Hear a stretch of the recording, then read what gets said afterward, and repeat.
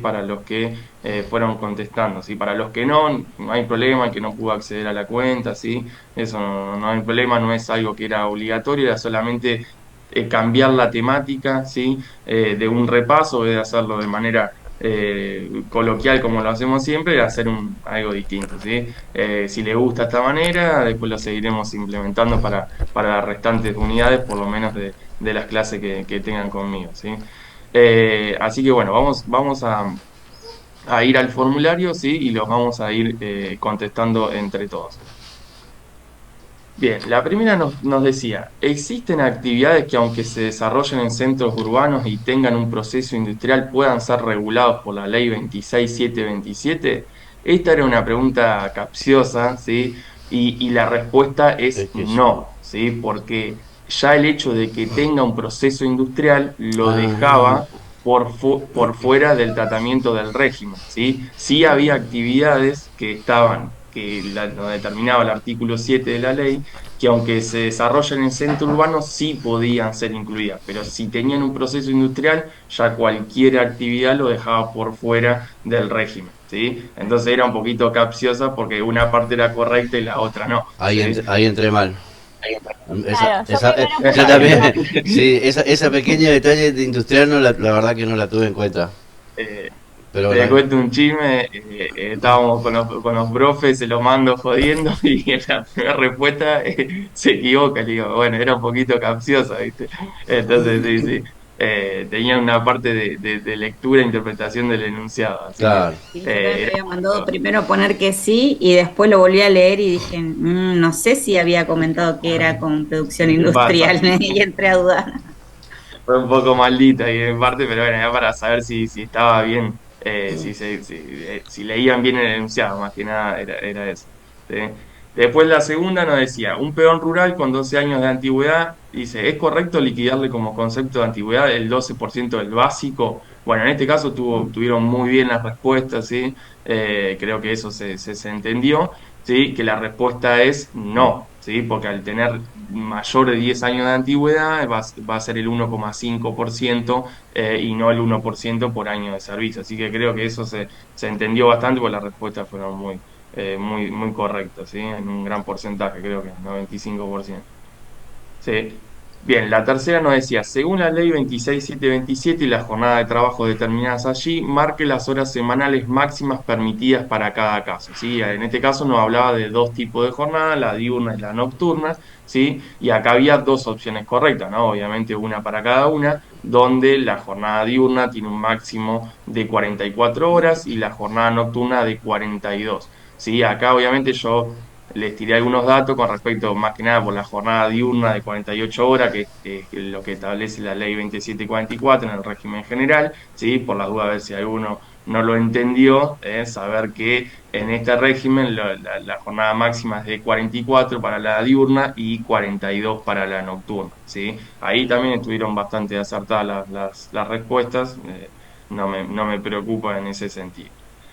Después, haciendo un repasito sobre lo que eran los ejercicios prácticos, ¿sí? Les di un enunciado, ¿sí? Con el valor del básico del peón rural, con una antigüedad de 3 años, y les pregunté cuál es el valor bruto de una hora extra al 50, ¿sí? Y en este caso, la respuesta correcta, ¿sí? Era 5.973,39, y la otra opción que yo le había puesto para ver si hacían bien el cálculo, era ponerle 5.799,41, que es el valor de la hora extra bruta al 50, pero sin considerar la antigüedad. Y la última opción de 5.733,39 era una para ver si alguno que tiraba así al azar y dijo, a ver si la pego, bueno, lo tildó y esa estuvo mal, ¿sí?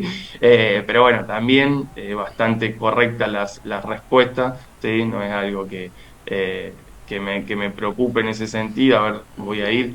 Un 72% contestó de manera correcta, bastante bien, ¿sí? Pero bueno, por las dudas, si no se entendió, ya está corregido, ¿sí? Y la última pregunta era, a ver, esto fue un tema que lo vimos en el último ejercicio, ¿sí? De la clase pasada, donde eran los conceptos de aporte para un trabajador rural jubilado, ¿sí? Que yo obviamente en su momento les dije, miren que parece algo contradictorio, pero un jubilado sigue aportando a la jubilación, ¿sí? Y aporta jubilación, sindicato y seguro de sepelio. Digamos, el régimen no hace una distinción para lo que es la parte sindical y seguro de sepelio, los trabajadores siguen aportando, y para lo que es la ley 19032 y obra social, eso está exento, ¿sí? Del aporte de esos conceptos para el trabajador jubilado, ¿sí? Entonces eran tres, había que tildar tres: jubilación, sindicato y seguro de sepelio, ¿sí? Bueno. Ahí no me di cuenta que sea jubilado. Claro, Ah, me pasó lo bueno. mismo. Me pasó A mí exactamente lo también, se mismo. nota que estoy dormida, sí. Eh, Es la hora, se ve. eh, No, Eso, porque o sea, siempre es importante en cuanto a las evaluaciones, ¿no? El hecho de la interpretación del enunciado, porque claramente si yo no hubiese estado jubilado, no hubiese estado en procesos industriales, hubiese cambiado la respuesta, ¿no? Y después me llama la atención que hay algunos que están respondiendo ahora, así que eso también está bueno porque después de la corrección mandaron el formulario. Así que bueno, chicos, bueno, si les gustó la dinámica, ¿sí? Me gustaría estaría bueno para poder implementarlo en en las restantes unidades, que también se lo plantean al otro profe, digamos, del otro día, para que lo pueda hacer. Dami es recopado con esas cosas, así que bueno, está bueno como para Está tener bueno, profesor. una dinámica y poder sondear, viste, los conocimientos, y les tiro un dato si alguien los quiere tomar. Puede que alguna preguntita salga de ahí para el parcial, ¿sí? Así es que eh, vamos a darle importancia. Así que bueno, chicos, listo, cerrado la unidad 2, vamos a avanzar con la temática que tenemos para el día de hoy, así podemos llegar en tiempo y en forma. Ahí les comparto la presentación.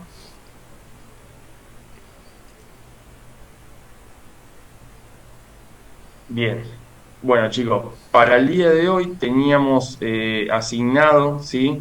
Lo que es la unidad 6, ¿sí? A ver, una aclaración que yo les hago, que ustedes obviamente se lo preguntarán por qué vamos de manera, o sea, no vamos de manera consecutiva con las unidades, ¿sí? Esto tiene una explicación en el hecho de que son regímenes particulares, ¿sí? Nosotros veníamos con un régimen del trabajo agrario y ahora pasamos a un régimen particular de lo que es el personal de casa particular, que está regulado de manera supletoria con la 20744, pero tiene un régimen particular y están todas las condiciones, ¿sí? Establecidas en la ley 26844, ¿sí? Y va teniendo, a diferencia de lo que vimos en la anterior, que no lo mencionamos, tiene la particularidad de tener decretos, ¿sí? El más importante, el 467-2014, donde va reglamentando la ley, ¿sí? Ustedes, es un concepto que siempre tienen que tener en cuenta lo que son las jerarquías constitucionales, ¿sí? Primero para saber cuál norma tiene más peso que la otra y cuál no puede pisar a la otra y cuál debo tener en cuenta primero antes que la otra, ¿sí? Tener en cuenta esa jerarquía, ¿viste? Esa pirámide, eso es importante para poder interpretar y ir evaluando cada norma. En este caso, la ley, ¿sí? 26844, que rige al personal de casas particulares, tiene el mismo peso de ley que la 20744, que es el régimen general, y tener en cuenta que cada ley tiene su decreto, en su mayoría, ¿no? Y el decreto que nos hace, nos ayuda, ¿sí? A poder explicarnos un poco más en detalle lo que nos va diciendo cada artículo, ¿sí? Que eso es importantísimo para nosotros porque muchas veces lo leemos y nos quedamos diciendo ¿en qué quiso decir el legislador con esto? ¿Sí? Entonces el decreto nos ayuda, ¿sí? Obviamente el decreto a través del Poder Ejecutivo, de poder establecer la aclaración correspondiente y que nosotros poder actuar, en este caso como liquidadores de sueldo, de la manera correcta, ¿sí? Entonces, bueno, también es importante, más allá de la ley, fijarse si hay decretos, por lo menos, que nos expliquen y nos amplifiquen un poco lo que nos está queriendo decir el legislador, ¿sí? Bien. Vamos a avanzar Profe, entonces. Esto va a ser un repaso de la ley, sí, obviamente puede ser un poco tedioso, pero bueno, es lo que nos toca hoy en la clase teórica. Yo obviamente le voy dando hincapié a los artículos y a las cosas que nos dan más importancia. En este caso, como la ley no es muy larga, hicimos un repaso en su mayoría de los artículos. Cualquier cosa, cualquier comentario o ejemplo que ustedes quieran traer, bienvenido sea, ¿sí? Así cambiamos también un poco la dinámica de la clase. Bueno. En principio, el artículo 1 nos habla del ámbito de la aplicación, ¿sí? Dónde va a regir esta ley, obviamente en todo el territorio nacional, ¿sí? Como en la mayoría de las leyes, ¿sí? Y rigen en todo el territorio de la nación las relaciones laborales con los empleados por el trabajo en casas particulares o en el ámbito de la vida familiar. Esas tareas no deben implicar, esto es algo importante que nos trae la ley, dice, esas tareas no deben implicar para el empleador beneficio económico, ¿sí? Cualquiera fuera la cantidad de horas diarias o días en que se han ocupado. Esto es muy particular porque cualquier relación de trabajo, ¿sí? Para el empleador va a ser un beneficio económico. O sea, yo estoy utilizando una mano de obra, ¿sí? Con el objetivo de generar un lucro. Bueno, en este caso en particular nos dice, miren, o sea, esto no puede generar un beneficio económico para el empleador. El hecho de una contratación de una persona para casas particulares deberá ser contratado para cumplir con ciertas tareas, pero que no le generen un beneficio económico, ¿sí? Es algo bastante particular que lo aclara la ley en ese sentido. Y después más adelante lo vamos a ir viendo con los distintos artículos por qué hace esa referencia, ¿sí? En cuanto a las modalidades de contratación, resultan de aplicación las definidas en las leyes de contrato de trabajo de la ley 2744, ¿sí? Y nos aclaran en el mismo artículo las que son específicas, ¿sí? De este régimen. Nos dice las modalidades de contratación van a ser tres, ¿sí? Van a decir, los trabajadores que presten tareas sin retiro, ¿sí? Esto márquenselo porque lo vamos a ir viendo en reiteradas ocasiones. Trabajadores que prestan tareas sin retiro para un mismo empleador y residan en el domicilio donde cumplen las mismas, ¿sí? Una persona que trabaja donde vive particularmente, ¿sí? Sí, para hablarlo en criollo. La segunda modalidad, los trabajadores que prestan tareas con retiro, ¿sí? Para el mismo y único empleador. Presto tarea en el domicilio donde me han contratado y me vuelvo a mi casa. ¿Sí? Trabajadores que presten tareas con retiro para distintos empleadores. O sea, hago la misma modalidad, trabajo 2 horas acá, 2 horas allá, 4 horas con este, 4 horas con aquel. ¿Sí? En este caso es un régimen particular que tiene su determinación, si se quiere decir, o su cuantía, está muy destinado a lo que es horas trabajadas. ¿Sí? Bien, y acá es importante que no vamos a hacer con todos los artículos lo mismo, ¿no? Pero cada artículo en su decreto lo tiene reglamentado o no, y si no lo tiene reglamentado, lo especifica bien el decreto, pero en este caso el artículo 1 sí lo tiene y lo vamos a ver como para que ustedes sepan la dinámica de lectura, ¿no? Me voy a la ley, me voy al decreto y si hay algo que no me cierra o que tengo dudas, me lo puedo despejar, ¿sí? Entonces nos dice, el decreto, para este caso, en el artículo 1, nos dice, para el caso que se celebre contrato de trabajo eventual o de temporada, su instrumentación deberá ser por escrito, dejando constancia de las razones objetivas que justifican esa modalidad. ¿Por qué? El artículo 1 nos dice que van a regir, ¿sí? Van a ser implementadas lo que son las modalidades de contrato de trabajo de la ley 2744, y uno de ellos es el trabajo eventual o el trabajo de temporada. A tiempo completo indeterminado es otra modalidad, ¿sí? De la ley 2744. Entonces, nos dice que en ese caso que sea eventual o de temporada, deberemos justificar por qué estamos contratando el personal de casas particulares de esa modalidad, ¿sí? Si es para sustituir transitoriamente a trabajadores que están en uso de licencias legales o convencionales por reserva de puestos, deberá indicarse el nombre de la persona reemplazada. Acá nos dice, si vos traes un trabajador nuevo, ¿sí? Porque estás queriendo hacer el reemplazo de una persona que no está imposibilitada de realizar las tareas, y bueno, deberá indicar el nombre de la persona a la cual estás reemplazando, ¿sí? Y después nos aclara también la celebración continuada de contrato de trabajo eventual o a plazo determinado convertirá el vínculo en uno por tiempo indeterminado a partir de la primera contratación. Esto era similar a lo que nosotros habíamos visto en el trabajo agrario, ¿sí? Que eran los permanentes discontinuos, ¿sí? Que o sea, los temporales de manera consecutiva se transformaban, ¿sí? En permanente discontinuo. Bueno, esto es bastante similar con otra terminología, pero nos habla en el mismo idioma, ¿sí?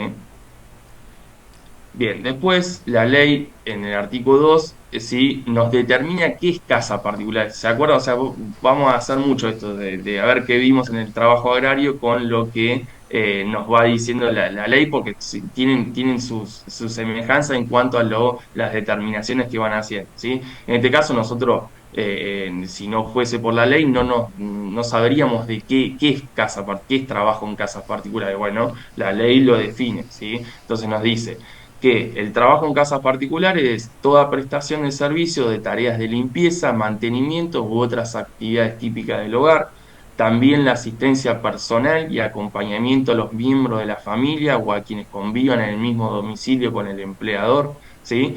También el cuidado no terapéutico de personas enfermas o con discapacidad. Hace la aclaración de no terapéutico porque ahí cuando sea terapéutico, no se puede contratar a una persona de casa particular, sino que será un profesional, ¿sí? Y será regido con otra modalidad, no con la ley 26844, ¿sí? Que eso es bastante típico de acompañamiento terapéutico. Bueno, ese personal no va a ser encuadrado en esta ley, y en el caso de que no sea terapéutico, sí lo va a hacer, ¿sí? Bien, y después el artículo 3 no habla de las exclusiones, de las prohibiciones, digamos, de distintas personas, sí que no van a estar incluidas por tener alguna particularidad, la que nosotros los vamos a ir leyendo, ¿sí? No van a estar incluidas en el régimen, ¿sí? Nos dice, las personas que sean contratadas por personas jurídicas para estas tareas, esas personas no van a poder ser incluidas, o sea, el empleador ahí no hace una segmentación de lo que es el empleador, no puede ser persona jurídica. ¿Sí? Una empresa no puede contratar un personal de casas particulares, ¿sí? Eso es algo que usted tenga que tener en cuenta, porque era lo que decíamos hoy, no puede tener beneficio económico. Una empresa, ¿por qué trabaja? ¿Sí? Cuando la empresa con fines de lucro trabaja por un beneficio económico. Entonces, si contrata una persona es porque está teniendo como fin un beneficio económico, ¿sí? Por eso él también lo excluye, obviamente. Personas emparentadas con el dueño de la casa, padre, hijo, hermanos y nietos, y lo que las leyes o usos y costumbres consideran relacionadas en algún grado de parentesco, con vínculo de convivencia no laboral con el empleador, ¿sí? Yo no puedo contratar a mi hijo para poder hacer tareas de las casas particulares o cuidado de personas, ¿sí? Está prohibido.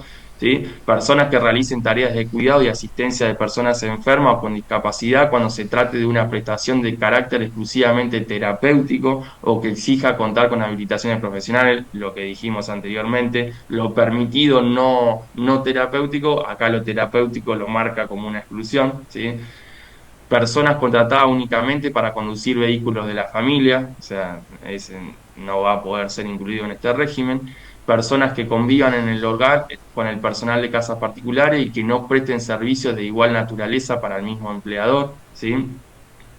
Personas que además de realizar tareas de índole doméstica deban prestar otros servicios ajenos al hogar, perdón, con cualquier periodicidad en actividades o empresas de su empleador, supuesto en el cual se presume la existencia de una única relación laboral ajena al régimen regulado por esta ley. En este caso es para el hecho de que un empleador lo contrata, ¿sí? Para su casa y para la oficina donde trabaja él. No, es solamente la casa, la oficina donde trabaja él deberá ser regido con en otra modalidad, no con las de casas particulares, ¿sí? Eso es una aclaración que no hace, o sea, siempre yo en la práctica he tenido donde distintos empleadores me dicen, mira, trasladé el personal de casa particular a la oficina de la empresa donde tengo mi oficina en la empresa.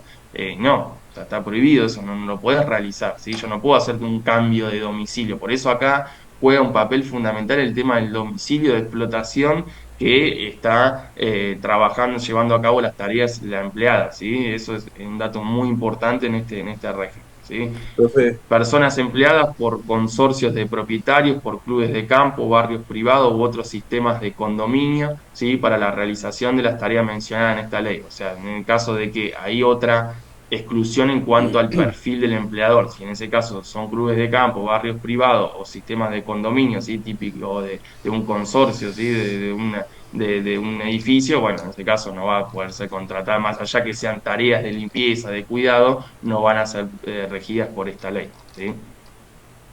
Matías, ¿te puedo Bien, hacer un... ¿Me sí, escuchás? Sí, No, si sí, podías va muy silenciar. rápido, profe. Si podrías bueno, silenciar, por favor. Sí, Bueno. sí, por los deditos. Dígame, Gracias. sí. Gracias, chicos. Eh, po- Igualmente, esta presentación yo se las voy a, ahora terminamos la clase y se las subo, ¿sí? A la plataforma para que ustedes lo tengan, no pierdan el tiempo en copiarla textual, ¿sí? Nosotros se la subimos a la plataforma para que la puedan tener, ¿sí? profe, Yo obviamente siempre les aclaro, nosotros somos una guía de lectura, digamos, ¿no? Del hecho de poder tratar de juntos poder buscarle la explicación y el sentido a cada en estos casos a las leyes, como para que tampoco a ustedes se les haga tan tedioso y no puedan entender lo que el legislador quiso indicar, ¿sí? Así que, pero bueno, no pierdan el tiempo en copiarla, la firmina, que la van a tener a disposición, ¿sí? Bien. Después la ley avanza y en el artículo 4, ¿sí? Nos dice lo que es la interpretación y aplicación de la ley. Dice, cuando una cuestión no pueda resolverse por aplicación de la normativa vigente, se decidirá conforme a los principios de la justicia social, a los principios generales del derecho del trabajo, la equidad y la buena fe. A ver, acá obviamente nos dicen, en el caso de que una cuestión particular no pueda resolverse por el mismo la ley, bueno, busquemos, ¿sí? La equidad, la buena fe, los usos y costumbres, ¿sí? Que es algo habitual que pasa con las distintas leyes, ¿no? No es algo particular de esto, ¿sí? El artículo 5 nos habla del grupo familiar y su retribución, ¿sí? En caso de contratarse más de una persona de la misma familia para prestar servicio a la orden de un mismo empleador, la retribución deberá convenirse individualmente para cada uno, ¿sí? Obviamente acá nos dice, si contratás a las dos personas, ¿sí? Que son madre e hija, obviamente no puedo tratarla a las dos por igual o hacer un combo, ¿sí? Obviamente cada una deberá tener su tratamiento y su relación de su encuadre del trabajo según las actividades que esté llevando a cabo, ¿sí? Más allá de que sean dos personas que del vínculo familiar, ¿sí? En este caso del empleado, ¿sí? Y que puedan convivir en la casa donde están prestando servicio, que es la modalidad sin retiro, ¿sí? Para un mismo empleador. Sí, en ese caso es lo que nos dice, hagan un tratamiento, se regula de manera individual, ¿sí? El artículo 6 nos habla del contrato de trabajo y nos dice, el contrato se presumirá concertado por tiempo indeterminado. O sea, si yo, esto igual que el régimen general, si en el caso de yo no hacer una aclaración o una petición por la modalidad del contrato de trabajo que yo estoy efectuando, se presume, ¿sí? Por tiempo indeterminado, ¿sí? Bien, el artículo 7 nos habla de lo que es el periodo de prueba, ¿sí? Acá tenemos una diferencia de lo que es la ley 2744 y de lo que fue la modificación de la ley 2744 con la ley base, ¿sí? En este caso, la ley base no modifica esta ley, sí modifica la 2744, pero no modificó esta ley en cuanto al periodo de prueba. Antes de mencionarles esta, ustedes saben que en la ley 2744 amplió el periodo de prueba, ¿sí? De 3 a 6 meses, ¿sí? Con la posibilidad, según condiciones del empleador, ¿sí? Y del tratamiento de los distintos convenios colectivos de trabajo, que se amplía hasta un año, ¿sí? Pero en este caso, para esta ley, el periodo de prueba es este, no el que determinó la ley 2744, perdón, la ley base, ¿sí? Eso es para que ustedes también sepan, a mí me ha llegado el comentario así de distintos empleadores, modificó para la ley 2744, para esta no, o sea, no está modificada, o sea, el personal de casas particulares sigue teniendo los días de prueba, ¿sí? El periodo de prueba que está establecido en esa ley, no en la que impuso la ley base, ¿sí? Eso también como para que ustedes, esto es lo que yo les mencionaba, el tema de la jerarquía constitucional, ¿sí? La ley 26844 tiene el mismo peso que la ley 2744 y rigen de manera diferencial, ¿sí? Eso es algo para que ustedes en cuanto a la lectura y la interpretación de la norma puedan responder. O sea, modificó la ley base para la ley 2744, no para todo el mundo. O sea, acá los personales de casas particulares no están en la 2744, están en la 26844, ¿sí? Eso como para que ustedes mecanicen y aceiten ese sistema de interpretación de las normas, ¿sí? Personal nos dice, el periodo de prueba para el personal de casas particulares es personal sin retiro durante los primeros 30 días, ¿sí? Sin retiro. Hoy empieza a hacer las aclaraciones con respecto a qué tipo de contratación tengo con el empleado, ¿sí? Personal con retiro durante los primeros 15 días, ¿sí? Cualquiera de las partes podrá extinguir la relación durante ese lapso sin expresión de causa y sin generarse derecho a indemnización, ¿sí? El empleador no podrá contratar a una misma persona más de una vez utilizando el periodo de prueba. Eso es igual que el régimen general, o sea, no puedo contratar a una persona en varios periodos de prueba, obviamente estaría queriendo tener un beneficio, ¿sí? Y sacándole derecho al trabajador, ¿sí?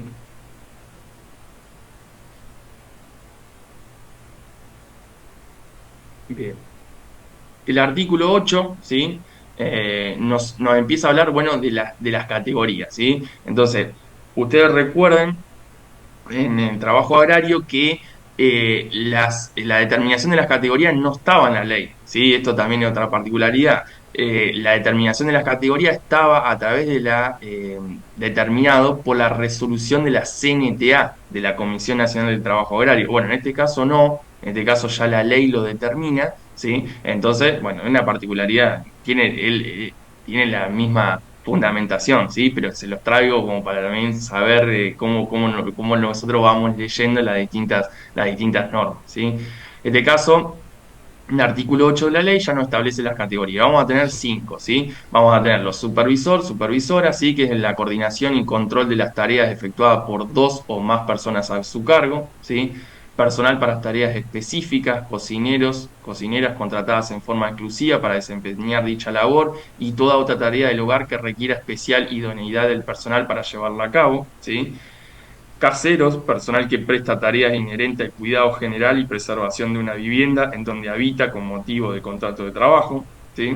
Asistencia y cuidado de personas, comprende la asistencia y cuidado no terapéuticos, ¿sí? De personas tales como personas enfermas, con discapacidad, niños, niñas, adolescentes, adultos mayores, ¿sí? Y en último escalafón de las categorías, por ende, las personas que persiguen el menor ingreso, ¿sí? Son las personal para tareas generales, ¿sí? Prestación de tareas de limpieza, lavado, planchado, mantenimiento, elaboración y cocción de comidas y en general toda otra tarea típica del hogar, ¿sí? Ya la ley nos determina, dependiendo de la actividad que va a desarrollar ese trabajador, en qué categoría va a encuadrar, ¿sí?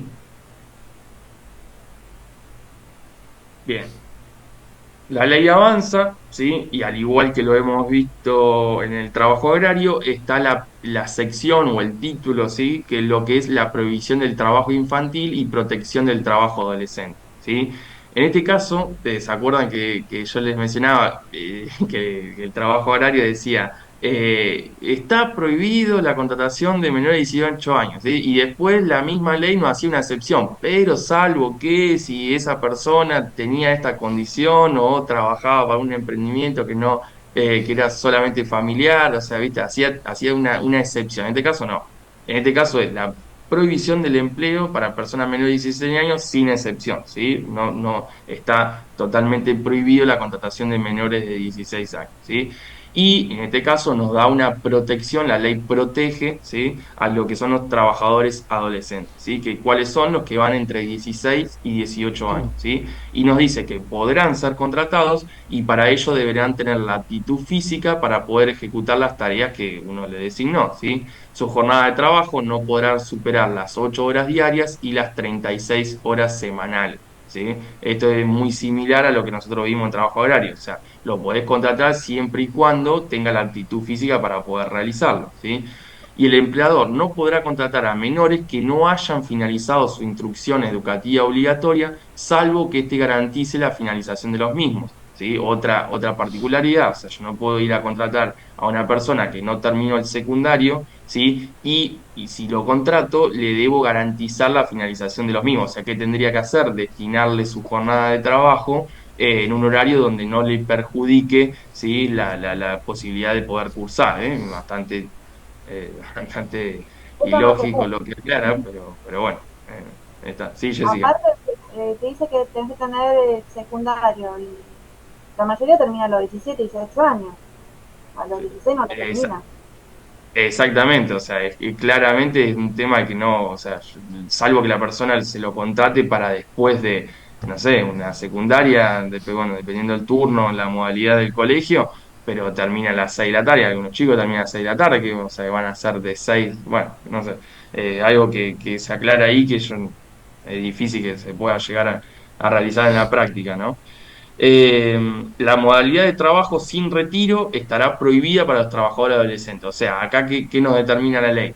Para el hecho de las personas entre 16 y 18 años, yo no puedo implicarle una modalidad de sin retiro, o sea, yo no puedo tenerlo viviendo, ¿sí?, en la casa donde presta servicio. Eso está totalmente prohibido, ¿sí? Va a ser solamente con la modalidad de con retiro, ¿sí? Va a prestar tareas y se va a volver a su casa, obviamente, porque si una sin retiro y la escuela, ¿entienden? O sea, obviamente es algo completamente lógico, digamos, de que está determinando la ley en ese sentido, ¿sí? Matías, Sí. ¿y qué pasa en el caso de que la madre trabaja en una casa de familia sin retiro, madre Sí. soltera, vive con la familia, la piba vive con la familia, cumple 16, los padres trabajan con medio jornal, la legalizan en medio jornal, ¿qué pasaría ahí? Porque la chica viviría en la casa de sus patrones.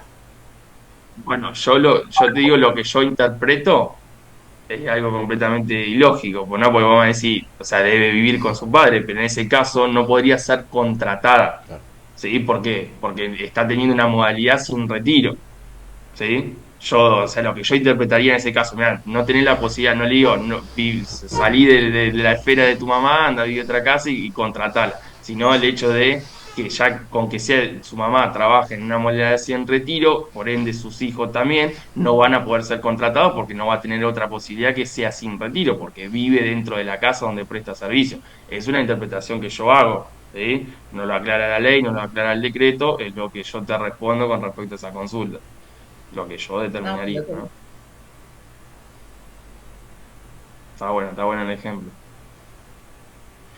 Bueno, después en el título 3, sí, en artículo 14 y 15, la ley nos empieza a hablar de lo que es los derechos y deberes de las partes, ¿sí? Acá nos empieza a hablar diciendo, nos empieza a hacer una determinación, ¿sí?, de, como lo hemos hecho en el trabajo agrario, de los deberes, los derechos de las partes, ¿sí? En este caso, a qué está obligado el empleador, a qué está obligado el trabajador, qué derecho tiene el trabajador, ¿sí? Entonces nos empieza a hacer un poco de énfasis, un poco de foco en ello, ¿sí? Y lo primero que nos habla es la jornada de trabajo, ¿sí? La jornada de trabajo no podrá exceder de 48 horas diarias o 48 horas semanales, ¿sí? Podrá establecerse una distribución semanal desigual de horas en tanto no implique superar las 9 horas. Esto igual que la ley 2744, ¿sí? Tiene el mismo límite, ¿sí?, y la misma posibilidad de realizar una distribución desigual, en este caso, que no implique superar las 9 horas diarias, ¿sí? Sí, exactamente igual. Después viene lo que es el descanso semanal de 35 horas corridas a partir del sábado a las 13 horas. Acá, esto es una distinta forma de comunicarlo, eso es lo que yo interpreto, donde la ley 2744 nos dice que desde las 13 hasta el domingo a las 24 horas, ¿sí?, es donde se determina ese descanso semanal. Bueno, en este caso nos dice 35 horas corridas a partir del sábado a las 13 horas. Si ustedes hacen la cuenta, nos da que es hasta el domingo a las 24. ¿Sí? Es una distinta manera de expresar lo mismo, ¿sí? Ropa y elementos de trabajo deberán ser provistos por el empleador, ¿sí? En este caso, de todo con lo que habitualmente se da en muchas relaciones de trabajo, de la obligación de tener que otorgar, ¿sí?, la ropa y los elementos de trabajo para poder llevar a cabo las tareas a las cuales está designado, ¿sí? Debe tener, esto es algo también particular del régimen, ¿sí?, debe tener una alimentación sana, suficiente y que asegure perfecta nutrición, ¿sí?, desayuno, almuerzo, merienda y cena, de acuerdo al horario y duración de la jornada. A ver, acá hacemos una aclaración importante. Lo que es el personal sin retiro, obviamente va a tener garantizada toda su alimentación, porque obviamente está viviendo dentro del lugar donde trabaja, ¿sí? Entonces va a tener desayuno, almuerzo, merienda y cena, ¿sí? Y en el caso del personal con retiro, ¿sí?, va a tener asegurada su alimentación dependiendo en su jornada de trabajo en qué periodo está, ¿sí? Si está en la hora del mediodía, bueno, tendrá el almuerzo, ¿sí?, tendrá el desayuno, ¿sí? Si hace de 8 a 12 o de 8 a 1, tendrá el desayuno y el almuerzo asegurado, ¿sí? Dependiendo de cuándo realiza la jornada, qué alimentación va a tener que otorgarle el empleador, ¿sí? Una obligación, ¿sí? Una obligación. Luego nos habla que la obligación del empleador de contratar ART y seguro colectivo de vida obligatorio, ¿sí?, al igual que otras relaciones de trabajo, es obligación del empleador tener que contratarlo, ¿sí?, por cualquier accidente o en el caso del seguro de vida por fallecimiento de la persona, ¿sí?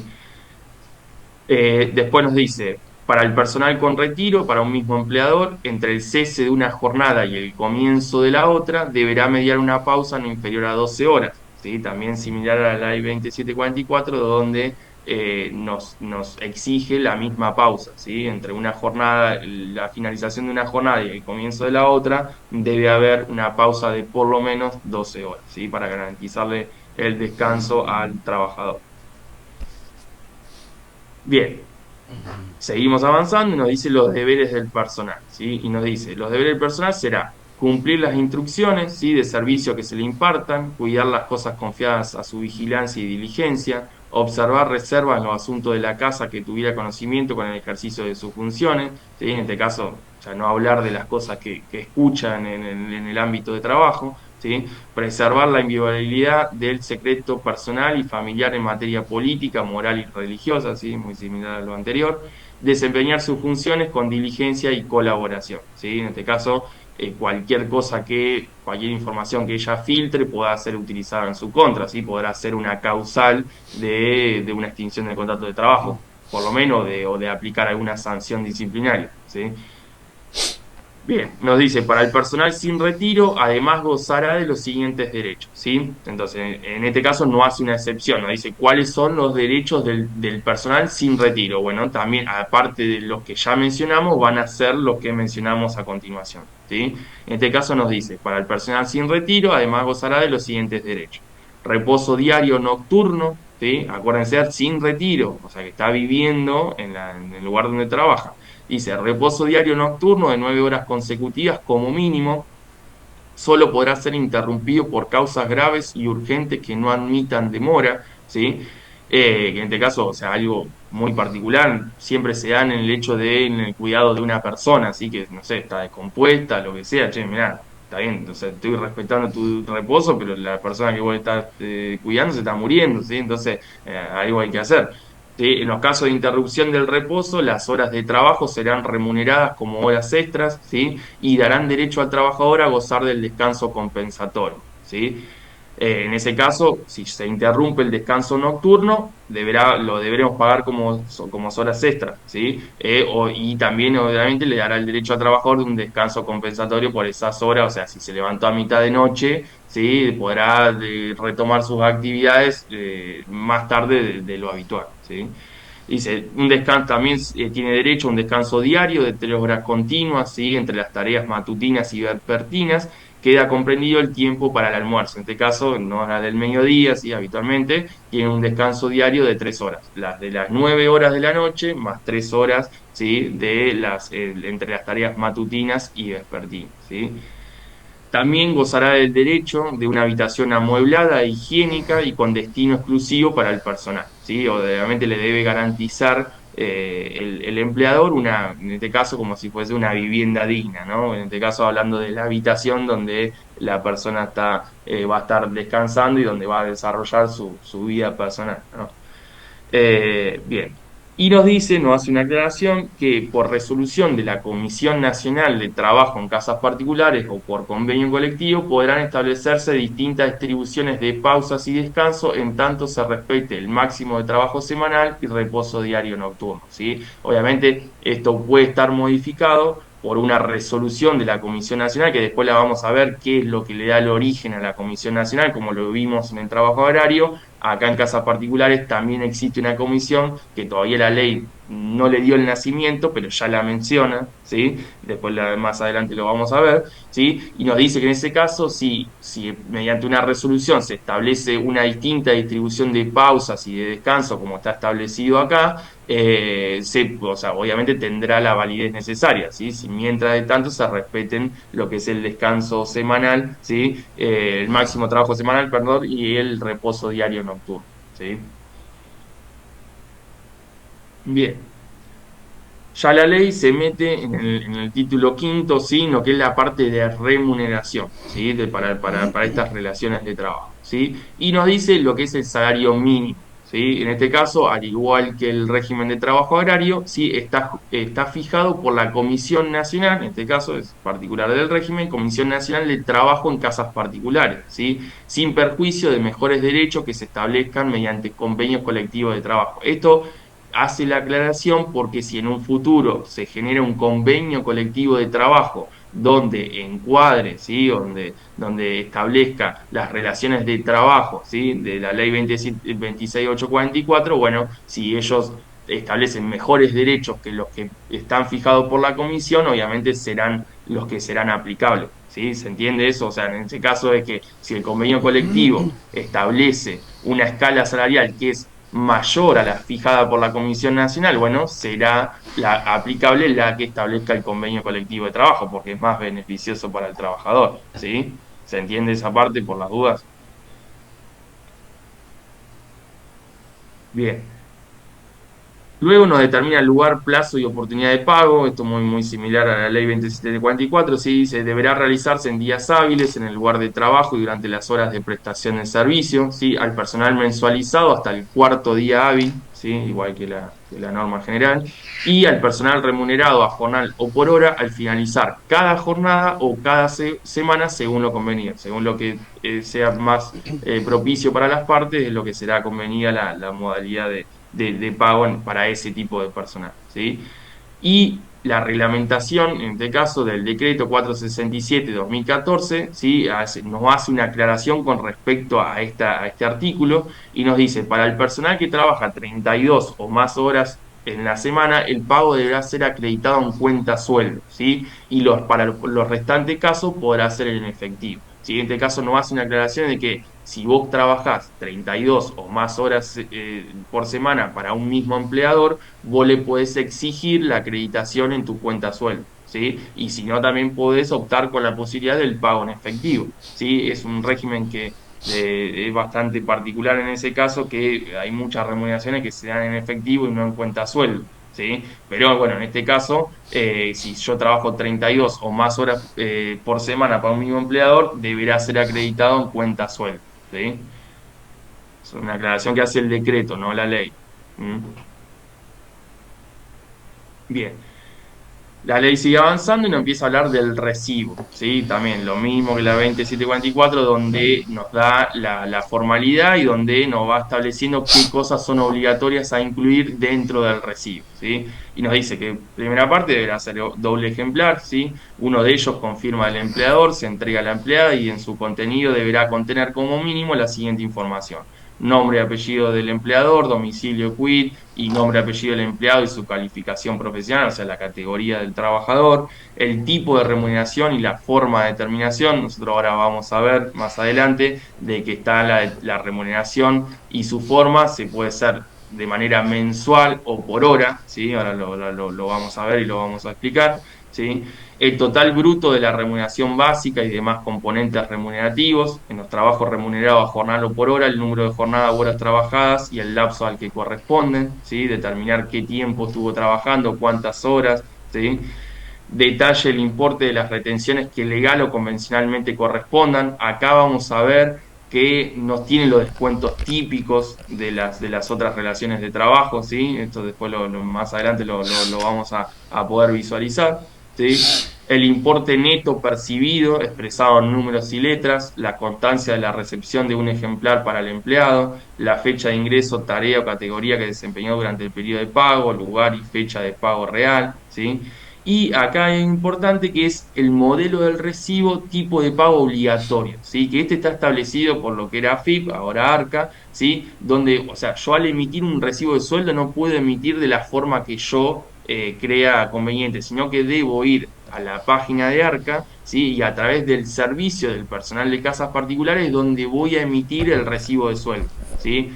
Es el tipo obligatorio, ¿sí? O sea, no puedo ejecutar o entregarle un recibo de sueldo que no sea el que nosotros hacemos a través de la página de ARCA. ¿Sí? Esto se lo digo como también, no por el hecho de conocimientos técnicos, sino por el hecho de la práctica, ¿sí? Si yo tengo un personal de casas particulares, debo ingresar a ARCA a través de su servicio de personal de casas particulares para poder emitir el recibo correspondiente, ¿sí? Bien, el pago deberá efectuarse en efectivo, salvo la disposición del decreto que vimos recién, cuando trabaje 32 horas semanales para un mismo empleador, ¿sí? De no ser posible el pago, se deberá realizar mediante cheque a la orden de la empleada y o por depósito bancario sin costo alguno para el personal, ¿sí? En este caso nos habilita otras opciones de pago, ¿sí? En el caso de poder, no poder abonarlo en efectivo en ese caso, ¿sí? Podrá realizarse el pago a un familiar de la empleada o imposibilitada de concurrir a otra persona acreditada por una autorización suscrita por la trabajadora, pudiendo el empleador exigir la certificación de la firma. En este caso es, en el caso del pago en efectivo o la entrega del cheque, si no se la puedo hacer al trabajador, el trabajador puede autorizar a una persona para que pueda recibir el pago, ¿sí? de sus labores, ¿sí? Es una posibilidad que nos da la ley en ese caso.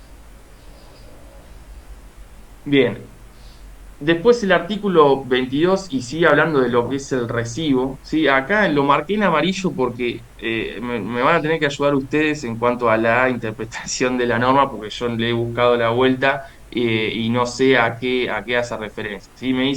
Nos dice el legislador, recibo, provisión de renuncia, ¿sí? El recibo no deberá contener renuncia de ninguna especie, ¿sí? Ni podrá ser utilizado para instrumentar la extinción de la relación laboral.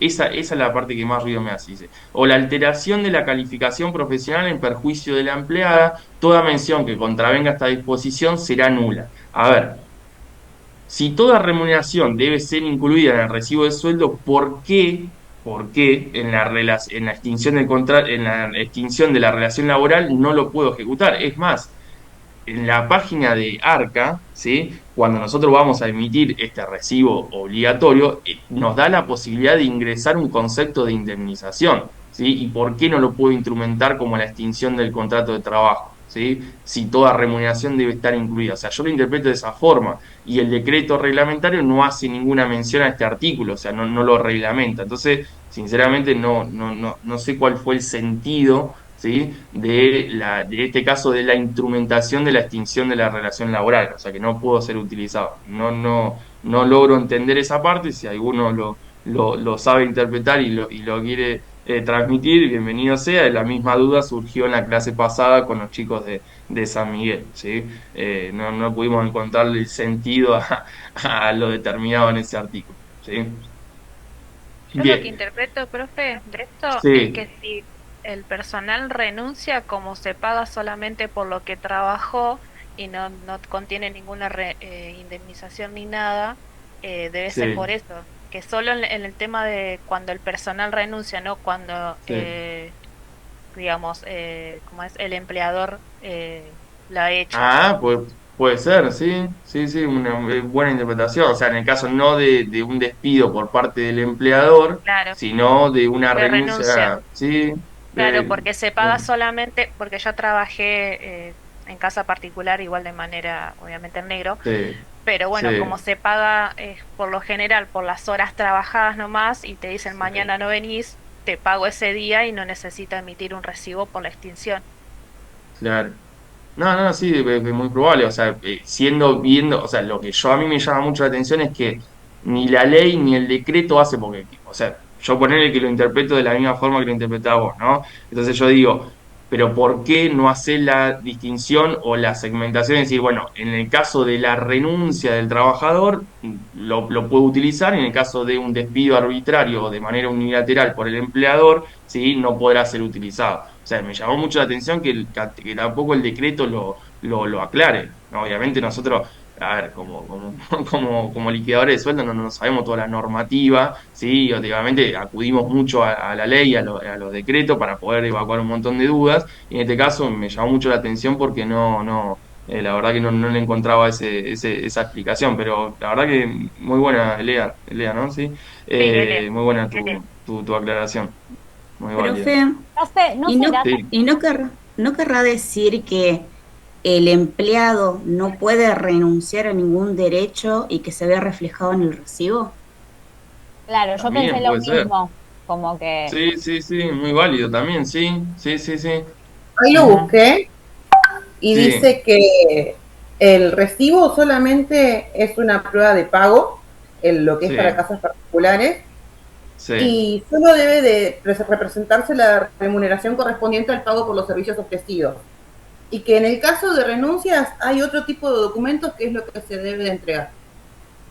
Bien, bien. Bueno, bien la aclaración. Pues digo, yo en el tipo mismo por también la exigibilidad de que toda remuneración, ahora en el próximo artículo lo dice, que toda remuneración deberá instrumentarse mediante recibo firmado, ¿sí? Entonces como que medio como que después el otro artículo medio como que te dice que mira, toda remuneración y parte, a ver, la extinción de contrato de trabajo, ¿sí? En lo que es un aguinaldo proporcional, por ejemplo, es parte de una remuneración, ¿sí? Que va a ser incluida dentro de la extinción del contrato de trabajo y yo por ende lo tengo que transmitir en un recibo de sueldo, ¿sí? Entonces, es por eso que a mí particularmente se me generó esa contradicción, pero la verdad que las respuestas son válidas, chicas, una buena interpretación en ese caso, ¿sí? Algo que nos vamos a llevar de acá, ¿eh? Muy, muy buenos los aportes.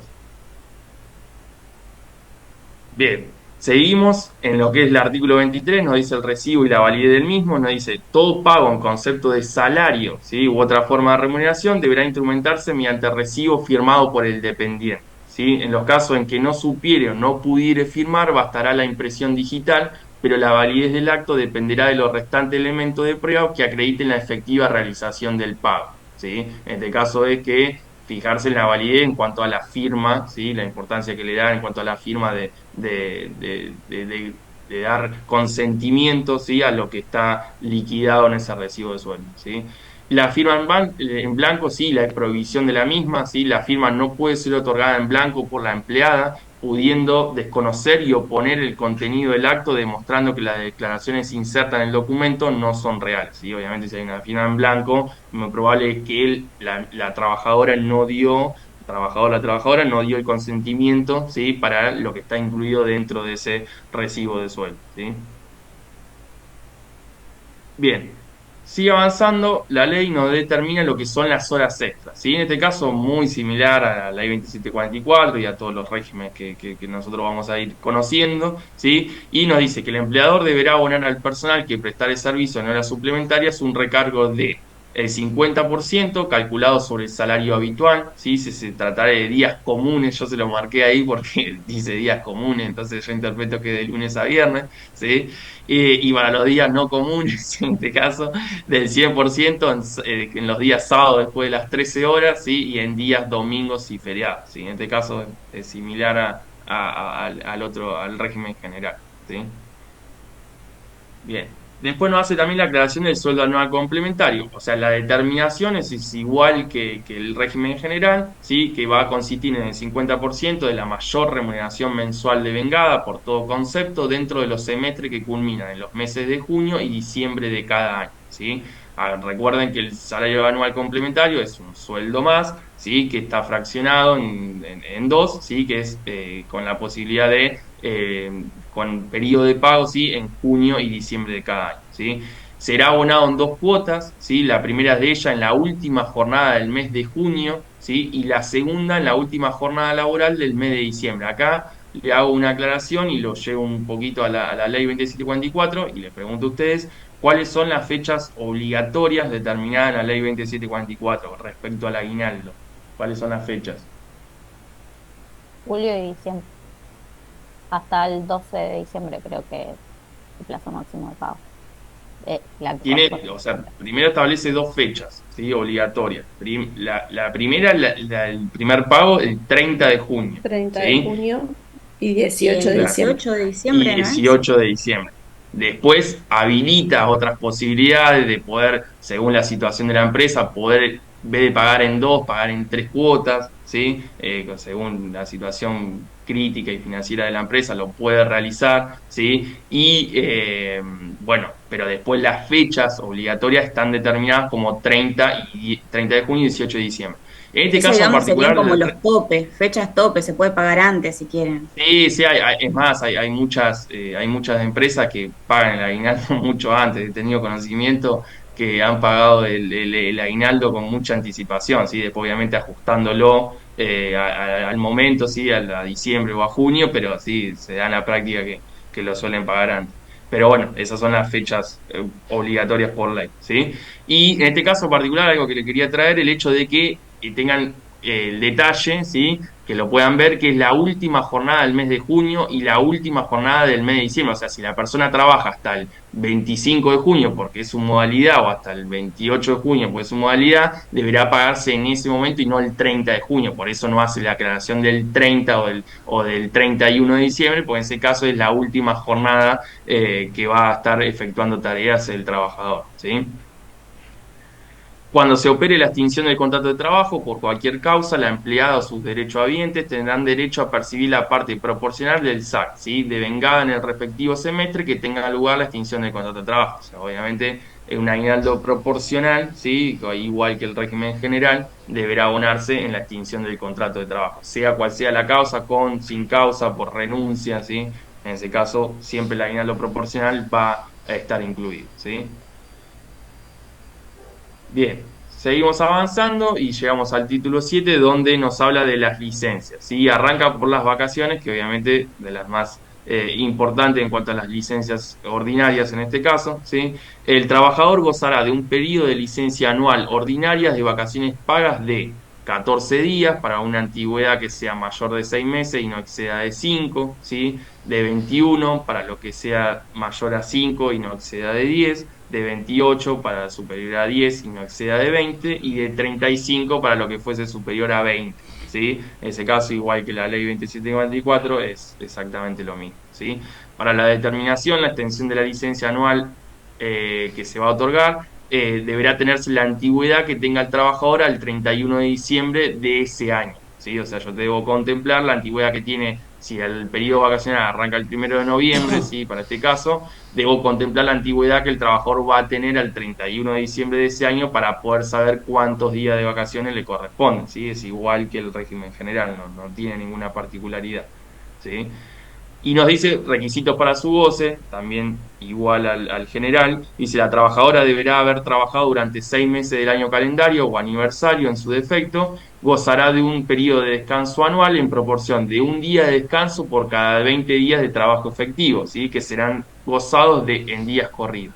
Es igual también que el régimen general. Y acá el decreto hace una aclaración, ¿sí? Donde clarifica los días de vacaciones con el tiempo trabajado por semana. O sea, te dice de 4 a tal semana, un día, ¿sí? ¿Sí? Hace las distintas aclaraciones pertinentes en relación a poder llevar los días de trabajo a semanas, ¿sí? Entonces va aclarando con respecto de cuántas semanas trabajó, cuántos días de vacaciones le corresponden, ¿sí? Que obviamente va en sintonía con lo que son 20 días de trabajo. Lleva días trabajados a semanas trabajadas, hace esa equivalencia, ¿sí? Comienzo de la licencia anual se otorgará a partir del día lunes o del primer día semanal de trabajo habitual o el subsiguiente hábil si aquellos fueran feriados, ¿sí? Exactamente igual que la ley 2744, no hay diferencias allí. Bien, acá sí hay una diferencia en cuanto al régimen general, es que la época del otorgamiento. Ustedes me podrán decir cuál es la época de otorgamiento de la ley 2744 del régimen general, de qué periodo a qué periodo. De abril a octubre. Sí, de octubre a abril. Ah, en realidad ese es goce, ¿no? Exactamente, sí. De Ese es de goce. octubre a abril.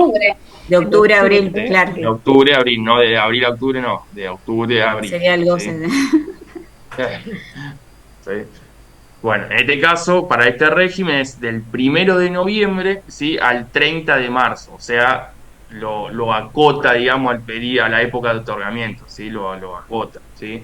Deberá dar aviso, o sea, obviamente siempre hago la aclaración y algo que muchas veces lo pasan de largo, pero es algo fundamental, el hecho de que, a ver, el otorgamiento de la licencia es facultad del empleador, ¿sí? Es él el que define el periodo vacacional, más allá que después en la práctica se dé el hecho de, bueno, a vos que te viene bien, bueno, me viene bien esta semana, bueno, pero a ver, la facultad es del empleador y va a decidir en base a lo que no sea perjudicial para las tareas que está llevando a cabo su trabajador, ¿sí? En ese caso es facultad del empleador, eso a veces para muchos es sabido, para otros no, pero es importante poder traérselo, ¿sí?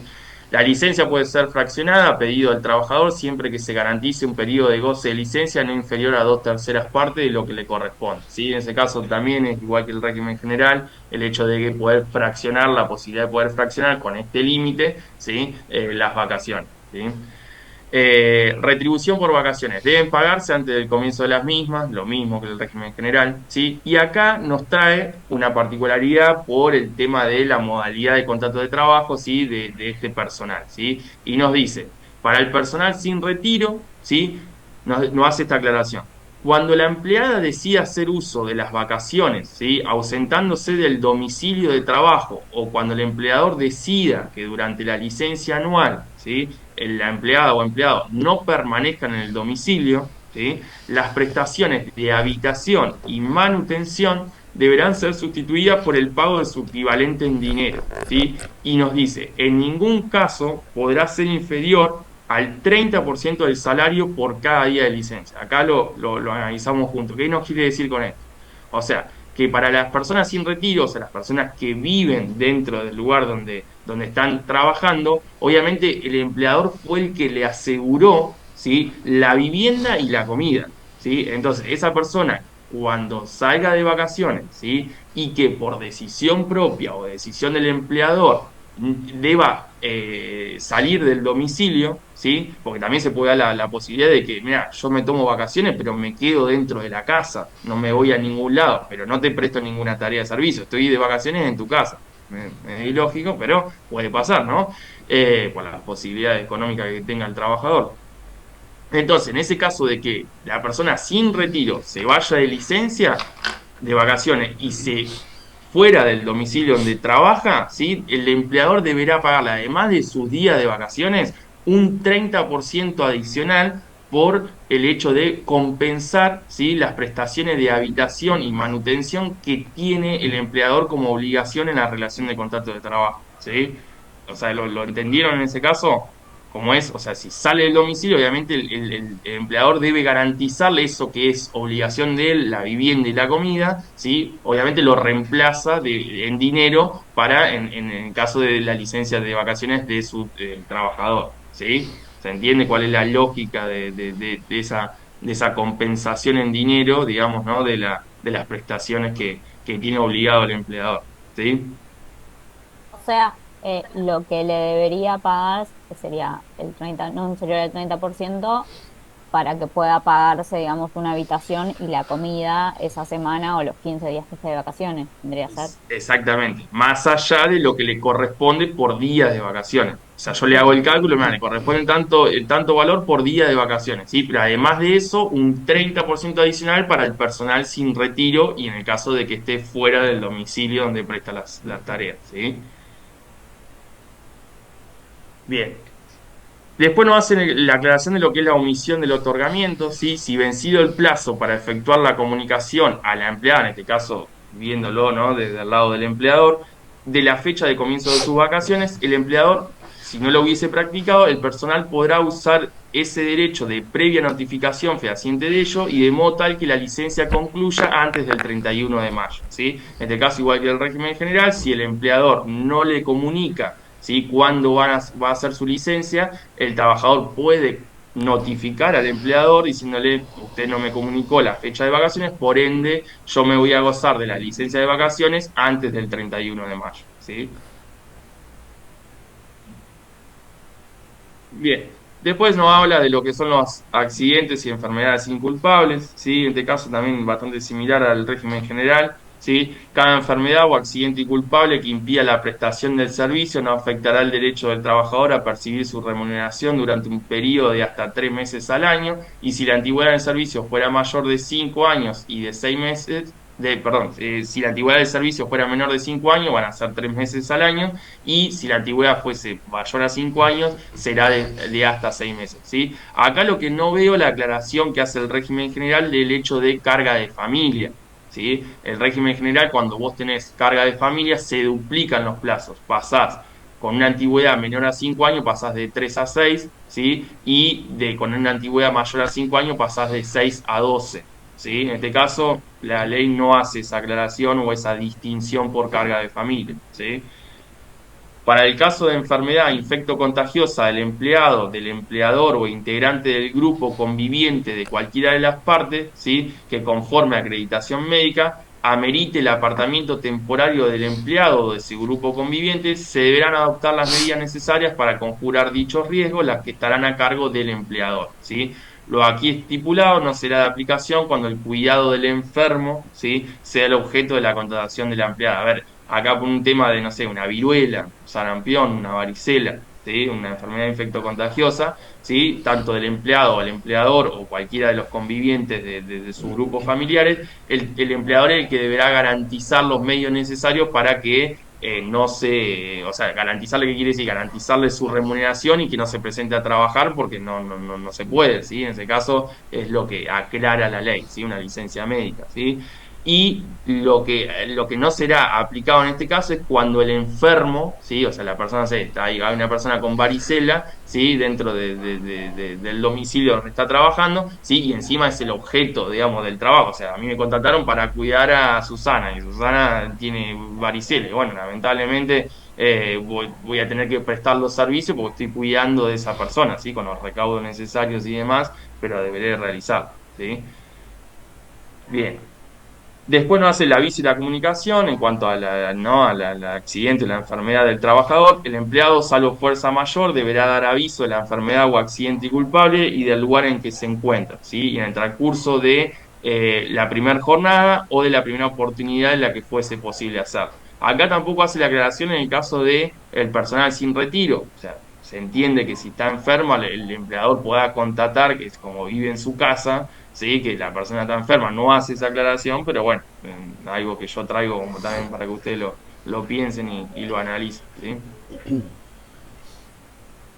Bien, las licencias especiales, sí, que determina, que también son bastante similares a la ley 2744, ¿sí? Unas son por nacimiento de hijos, ¿sí? En el caso del trabajador varón, ¿sí? Obviamente, en el padre, serán 2 días de corridos. Por la maternidad, ahora vamos a ver lo que es el tratamiento en protección de maternidad, pero es muy similar a la ley 2744. Por matrimonio, sí, que son 10 días de corrido. Por fallecimiento del cónyuge, el conviviente, de hijos o de padres, 3 días de corrido. Por fallecimiento de hermano, 1 día, ¿sí? Para rendir examen en primaria, media, terciaria, universitaria, 2 días de corridos por examen, con un máximo de 10 días por año calendario. Acá es distinto a la general que nos habla de, dependiendo qué nivel, nos otorga 10 o 15 días, ¿sí? Eso es algo diferente. Tendrán derecho al goce de la licencia completa prevista en este inciso quienes como mínimo presten servicios en forma normal y regular por 16 o más horas semanales, ¿sí? En los demás casos la licencia será proporcional al tiempo de trabajo semanal de la empleada o empleado. ¿Qué nos quiere decir con esto? O sea, que yo estos días que otorgamos de licencias especiales serán de esta manera, si estipulado 2 días, 10, 1, 3, ¿sí? Cuando tenga garantizado ese trabajador 16 horas semanales o más, ¿sí? En ese caso de que preste menos horas, lo deberemos ir proporcionando, ¿sí? Si trabaja 8 horas semanales, en vez de ser por nacimiento 2 días de corrido, será 1, ¿sí? Entonces, deberemos proporcionar la jornada de trabajo para poder determinar los días de licencias pagas, obviamente, que va a tener el trabajador, ¿sí? Como aclaración, también, igual que la ley general, nos dice que para ciertos tipos de licencias deberá computarse como mínimo un día hábil, ¿sí? Cuando las mismas consideran con sábado, domingo, feriados o no laborables, ¿sí? Es igual que el régimen general en ese sentido. Bien, los que les mencionaba en cuanto a la licencia por maternidad, ¿sí? En este caso les traigo una aclaración, porque es igual que, o sea, lo que es la lectura del artículo es exactamente igual que la ley general, pero yo les aclaro algo que esta ley no fue modificada por la ley bases, ¿sí? En este sentido, ¿cuál fue la modificación que trajo a la ley general? Fue que se puede, no la cantidad total de días de licencia, pero sí cómo se fragmentó. O sea, la licencia por maternidad son 90 días, ¿sí? Y en este caso, la ley base no modificó a esta ley, por ende se mantiene lo que estaba anteriormente en el régimen general, sí, que determinaba 45 días anteriores al parto y 45 días posteriores. Ahora la ley base trajo una modificación donde redujo el lapso previo del parto, ¿sí? Que puede trabajar hasta 30 días, ¿sí? Antes del parto, y antes era 45, como está determinado acá en casas particulares, ¿sí? Eso es algo, un dato que les traigo como para mantenerlo actualizado, ¿sí? Dice, queda prohibido el trabajo femenino 45 días anteriores al parto y hasta 45 días posteriores. La empleada podrá optar por licencia anterior al parto, no pudiendo ser inferior a 30 días de corrido, ¿sí? El resto se acumulará al periodo posterior al parto, ¿sí? Todo lo que sea, lo que saque de días previos lo puedo acumular al posteriori, ¿sí? En caso de nacimiento pretérmino, ¿sí? Se acumulará el descanso posterior, todo lapso de licencia que no hubiera gozado antes del parto, o algo lógico, ¿no? Se deberá comunicar fehacientemente su embarazo al empleador con certificado médico con fecha presunta del parto. Así que la fecha es importantísima porque a partir de ahí es lo que nosotros vamos a determinar, ¿sí? Los periodos de la licencia, ¿sí? La empleada conservará su empleo durante los periodos indicados, derecho adquirido a partir del momento que comunique su embarazo, ¿sí? Si permaneciera ausente durante un tiempo mayor por enfermedad que, según certificación médica, se encuentre vinculada al embarazo o el parto y la incapacite transitoriamente para reanudar sus tareas vencidos aquellos plazos, la mujer gozará de lo que es la licencia prevista en el artículo 34 de esta ley, ¿sí? Que eran los 3 o 6 meses, ¿sí? Que hablábamos del hecho de garantizar la licencia paga, ¿sí? Por 3 o 6 meses dependiendo de la antigüedad, que esto es lo que es el periodo de excedencia, ¿sí? Lo que se conoce como periodo de excedencia para la mujer embarazada, ¿sí? Todo lo que tenga relación, ¿sí? Lo que tenga relación a lo que es una consecuencia que tuvo en el parto, ¿sí? O en el embarazo, bueno, podrá tener, más allá de los 90 días de la licencia por maternidad, la ampliación de eso, ¿sí? A través de 3 o 6 meses, dependiendo su antigüedad, ¿sí? Y si tiene carga de familia se extiende a 6 y Por, 12 meses. Por eso es lo que yo mencionaba, Brisa, que acá en la ley no hace esa aclaración. Sí lo hace en la ley 2744, acá no. O sea que por ende no contempla esa situación. Acá es 3 y 6, no 6 y 12 con la posibilidad de ser 6 y 12. No lo aclara. Sí, por ende no está determinado. Bien, después la misma ley lo da lo que son las protecciones, ¿sí? Contra los despidos, ¿sí? De manera arbitraria, ¿sí?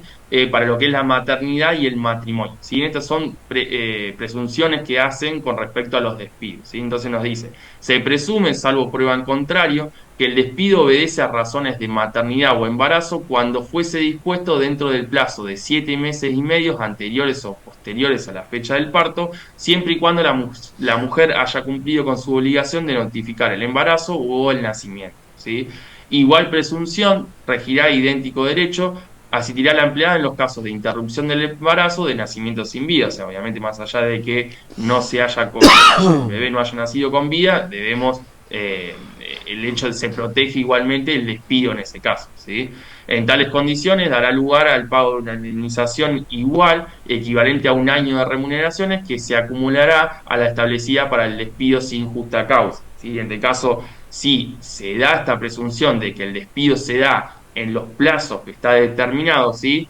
Se presume que el despido fue por motivo de causa de embarazo, ¿sí? Puede ser que el empleador lo haya justificado de otro lado, pero si está dentro de estos plazos, ¿sí? Será como prueba suficiente para determinar que ese despido fue por un causa de maternidad, ¿sí? Es una protección que se le da a la trabajadora en este caso cuando está embarazada, ¿sí? O tiene a su hijo. Lo mismo, la misma protección está para lo que es el matrimonio, ¿sí? Igual indemnización percibirá la empleada o el empleado cuando fuera despedido por causa de matrimonio, y este se considerará cuando se produjere dentro de los 3 meses anteriores o 6 meses posteriores al matrimonio, siempre que haya mediado notificación fehaciente. O sea, si yo le notifico a mi empleador que me voy a casar, ¿sí? Y él me despide por otro motivo, causan otro motivo, pero se va a presumir que dentro de los 3 meses anteriores a los 6 meses posteriores, ¿sí? Se presume que es por causa de matrimonio, ¿sí? Eso es algo, una protección que también lo hace el régimen general, ¿sí? Bien. Después, en este caso, en el preaviso, a ver chicos, muy probable que se genere un montón de dudas, porque es un tema que todavía ustedes no lo vieron, ¿sí? Y que lo van a profundizar en lo que es la unidad 4, ¿sí? Que es la unidad de 4, que es lo que es la extinción del contrato de trabajo. O sea, nosotros en esa unidad es donde desarrollamos y vamos viendo primero qué es la extinción, de qué manera se da, quién lo puede ejecutar, ¿sí? Entonces, obviamente, en la extinción de contrato de trabajo hay una figura muy particular, sí, que es el preaviso. O sea, yo se los voy a desarrollar, obviamente se los doy porque está dentro de la ley, sí, pero no voy a hacer mucho énfasis porque lo van a ver en la unidad 4, sí, que lo van a poder ver, lo van a poder cuestionar, lo van a poder conocer, sí. Yo en este caso se los menciono, no quiero adentrarme mucho sobre eso porque lo van a ver en la unidad 4 y lo van a ver de una mejor manera y no acá medio colgadito ahí que estaba en un artículo de la ley, pero bueno, obviamente está en nuestra obligación si hacemos un análisis de la relación de contrato de trabajo poder traérselo, ¿sí? Pero no quiero porque obviamente le van a generar un montón de dudas porque no venimos hablando de esto, de esta terminología, ¿sí? Entonces no habla de lo que es el preaviso, ¿sí? El contrato no podrá ser disuelto por voluntad de una de las partes sin previo aviso o en su defecto, ¿sí? Y por voluntad del empleador se deberá abonar una indemnización, además de la que corresponde al empleado o empleada, ¿sí? Por su antigüedad en el empleo, ¿sí? El preaviso deberá respetar los siguientes plazos. En el caso de que, sí, obviamente es decisión del empleador, ¿sí? Deberá tener 10 días cuando la antigüedad fuera inferior a un año y de 30 días cuando fuese superior, ¿sí? Y en el caso de la empleada, ¿sí? Deberá dar el preaviso con 10 días de anticipación, ¿sí? Obviamente, para el lado de lo que es el empleado, no hace distinción de su antigüedad, para lo que es el empleador, sí cambian los plazos y los términos, ¿sí? De la obligación de la notificación del preaviso. Cuando el empleador omita el preaviso o no lo otorgue de manera insuficiente, deberá abonar una indemnización equivalente a la remuneración que hubiera debido abonar durante los plazos que se citan en el artículo, ¿sí? En función de la antigüedad. O sea, si yo no lo hago o lo hago de manera defectuosa, ¿sí? Deberé abonarle una indemnización por eso que yo no cumplí de notificarlo de manera correcta, ¿sí? Al trabajador. Y después nos habla de lo que es la integración del medio de despido, es otro concepto muy particular y que está siempre metido en lo que son los despidos sin causa, ¿sí? De la extinción del contrato de trabajo, ¿sí? Y nos dice la integración del medio de despido. En caso de que el empleador dispusiese el despido sin preaviso, ¿sí? Y en fecha que no fuera la del último día del mes, la indemnización sustitutiva del preaviso se integrará además con una suma equivalente a los salarios que hubiera debido abonar hasta la finalización del mes en que se produjo el despido. O sea, acá en este caso, si se da la particularidad, ¿sí? Que hay un despido sin preaviso y que encima no coincida con el último día del mes, ¿sí? Deberé garantizarle el pago de los días que hubiese correspondido, ¿sí? Porque obviamente es decisión del empleador de extinguir el contrato de trabajo y debo garantizarle la remuneración total de ese mes en el cual está prestando los servicios, siempre que sea sin preaviso, ¿sí? Eso es algo importante. Bien. Después nos da lo que son los motivos, ¿sí? De la extinción del contrato de trabajo, que también es bastante similar a lo que es el régimen general, ¿sí? Y nos habla de que se puede extinguir el contrato de trabajo por mutuo acuerdo, ¿sí? Por renuncia del dependiente, la que se formaliza con telegrama o carta de documento, ¿sí? Por muerte de la empleada o empleado, ¿sí? En este caso sus causavientes, ¿sí? Tendrán derecho a percibir una indemnización equivalente al 50%, ¿sí? Esta indemnización es independiente, la que se le reconozca a los causaambientes en función de otros regímenes normativos. Eso hace la aclaración porque si hay otro régimen que establece una proporción en cuanto a los causaambientes, bueno, se determinará de esa manera. Pero en este caso, importante para que ustedes lo sepan, si se muere el trabajador, la indemnización es al 50%, ¿sí? No es una indemnización completa, ¿sí? Por jubilación de la empleada o empleado se aplican los artículos 252 y 253 de la Ley de Contrato de Trabajo. Esto es una extinción natural del contrato de trabajo. Una es la de renuncia del dependiente y otra es la de la jubilación, ¿sí? La jubilación, ustedes acuérdense que hace un quiebre de lo que es la relación de contrato de trabajo. Yo lo puedo seguir contratando, pero el contrato de trabajo finalizó y comienza uno nuevo, ¿sí? El reconocimiento de la antigüedad de ese trabajador jubilado, ¿sí? Si trabaja para un mismo empleador, ¿no? Entonces, en ese caso, bueno, la extinción se puede dar, obviamente, por la jubilación del trabajador, ¿sí?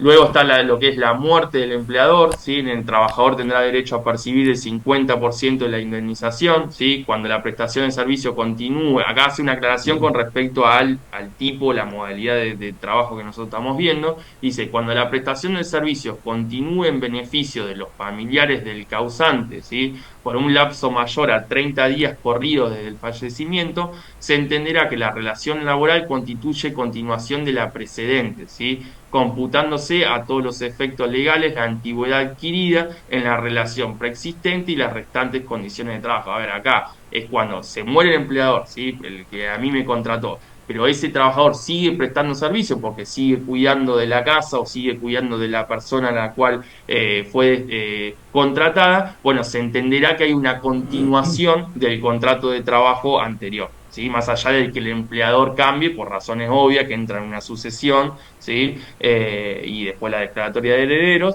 podrá ser admitido con otro empleador, la mujer del que falleció, ¿sí? Pero la relación de contrato de trabajo continúa, ¿sí? Y se mantienen los derechos de la trabajadora, ¿sí? Bien.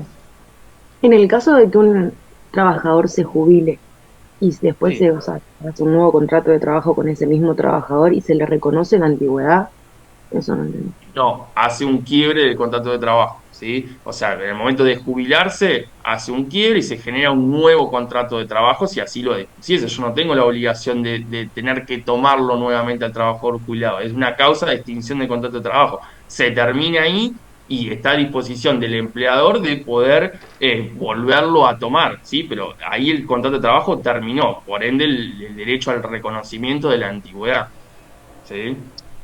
Y si lo toma de vuelta, empieza como una relación de cero. Empieza de cero, exactamente. Sí, sí, sí. Bien. También se puede extinguir el contrato por muerte de la persona cuya asistencia personal o acompañamiento hubiera motivado la contratación, ¿sí? En este caso, si hubiese fallecido la persona a la cual yo estoy cuidando porque me designaron esa tarea, bueno, también va a ser una causal de despido, pero se aplica lo mismo que mencionamos en el artículo anterior. Si se murió la persona en la cual era objeto de mi contrato de trabajo, pero si yo sigo prestando tareas de limpieza o mantenimiento del hogar o cuido a otra persona, ¿sí? Se podrá presumir que hay una extensión, una continuidad del contrato de trabajo, ¿sí? Eso lo mismo aplicado para el caso anterior, ¿sí?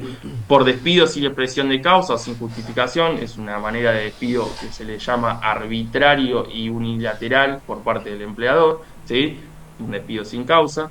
Por denuncia de contrato de trabajo con justa causa, ¿sí? En este caso efectuada por la dependiente o por el empleador, cualquiera de los dos puede extinguir el contrato de trabajo con causa, ¿sí? En los casos de inobservancia de las obligaciones resultantes del mismo que configure injuria grave o que no permitan la prosecución de la relación. Hay algo que se quebró en la relación y que no podemos continuar porque pasó eso, ¿sí? Entonces, le traigo un ejemplo de esto para lo que es este régimen en particular, cuando la empleada, ¿sí?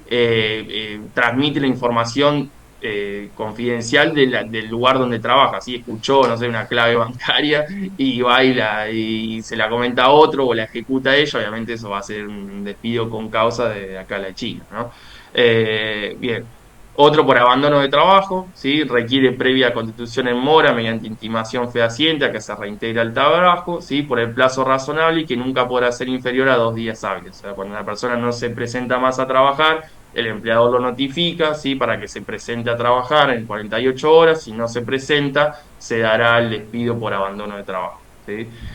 Incapacitación permanente y definitiva física o mental para cumplir con sus obligaciones y fuese sobreviniente a la iniciación de la prestación se aplicará el artículo 212 de la Ley de Contrato de Trabajo. En este caso, si por una incapacidad que tenga el trabajador de poder llevar adelante sus tareas, ¿sí? Porque no sé, le agarró un ACV, por ejemplo, no sé, y que no pueda cumplir con sus tareas, bueno, tendrá una indemnización del 50%, ¿sí? Y acá nos trae algo muy particular del régimen, ¿sí? La obligación de desocupar el inmueble, ¿sí? En caso de extinción del contrato de trabajo, el personal sin retiro, que es el personal que habita en el lugar donde trabaja, ¿sí? Deberá en un plazo máximo de 5 días desocupar y entregar en perfectas condiciones de higiene la habitación que les fuera otorgada con los muebles y demás elementos que se le hubieran facilitado, ¿sí? Misma obligación tendrán las personas que convivieran con dicho personal, o sea, obviamente la trabajadora con su familia, en el caso de convivir a su familia, ¿sí? Deberán desalojar el inmueble en un plazo máximo de 5 días de extinguido el contrato, ¿sí? En este caso, obviamente, para el personal sin retiro, ¿sí? Bien, luego nos habla de lo que es la indemnización por antigüedad, ¿sí? Les repito, esto es algo que lo van a ver en la unidad 4, pero obviamente lo mencionamos. En los despidos sin causa, habiendo no mediado preaviso, este deberá abonar a la empleada o empleado una indemnización equivalente a un mes de sueldo por cada año de servicio, o fracción mayor de 3 meses, ¿sí? Que será la base en la mejor remuneración mensual, normal y habitual, devengada durante el último año o durante el tiempo de prestación de servicios si este fuera menor, ¿sí? En ningún caso la indemnización podrá ser menor a un mes del mejor sueldo. ¿Sí? En este caso es igual que el régimen general, lo que es la indemnización por antigüedad, ¿sí? Está establecida de la misma manera. ¿Sí? Un sueldo por cada año de servicio o fracción mayor a 3 meses. ¿Sí?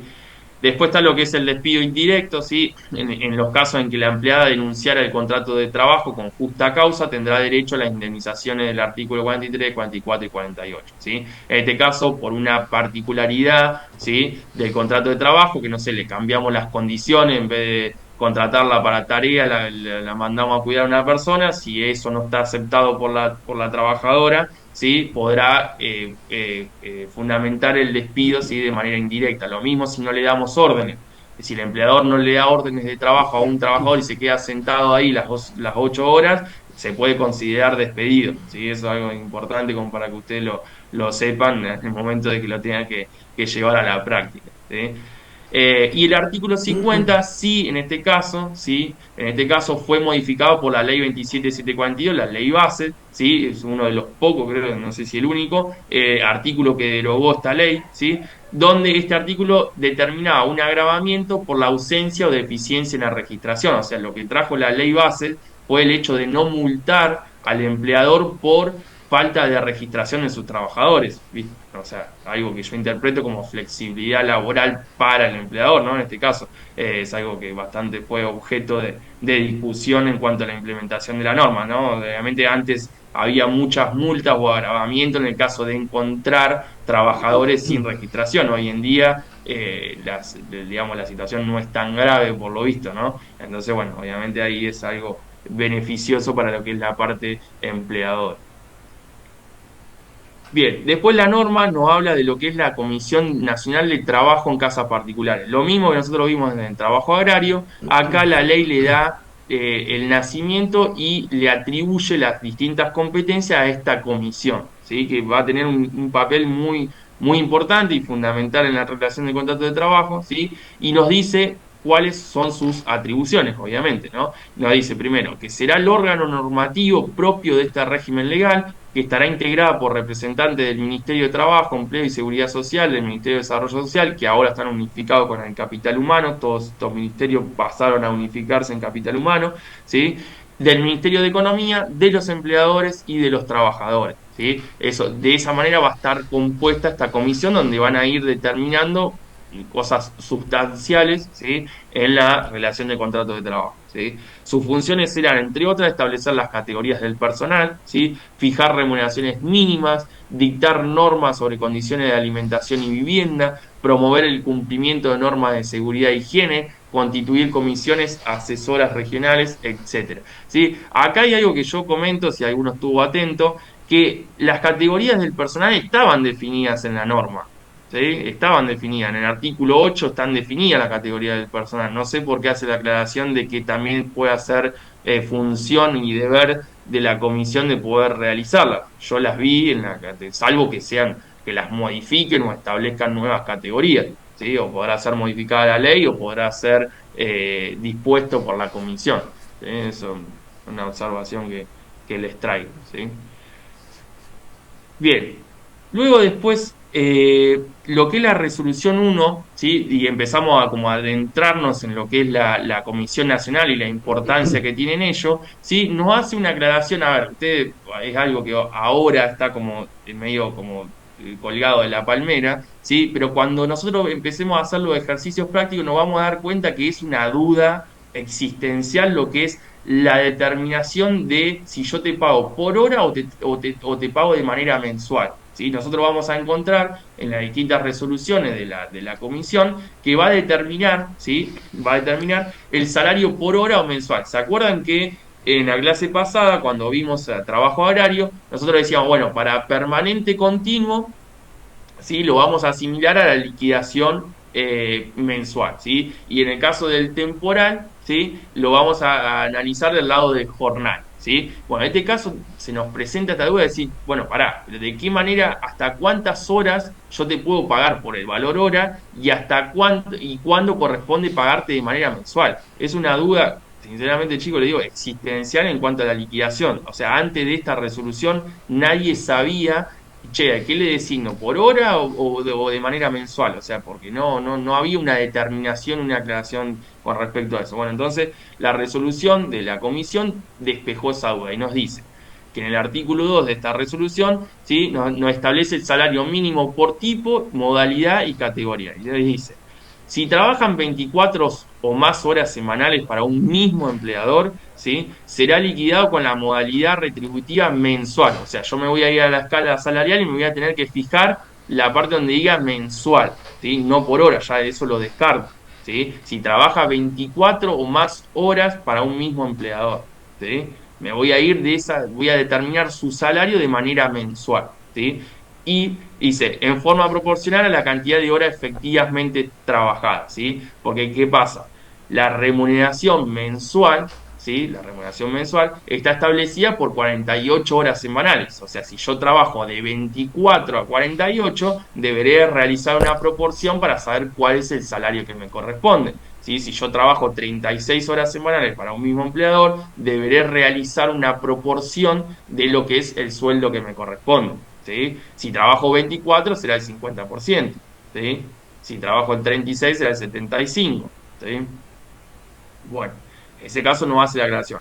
Y quienes trabajen para un mismo empleador menos de 24 horas semanales, el salario se liquidará por hora. O sea, si yo trabajo 10 horas por semana para don Pepito, que es mi empleador, bueno, deberé liquidarle, ¿sí? En ese caso, por hora trabajada, sin tener relación o hacer énfasis en lo que es la liquidación mensual, ¿sí? Es algo que ahora no parece importante. Cuando hagamos los ejercicios prácticos nos vamos a acordar de esta resolución, ¿sí? Bien.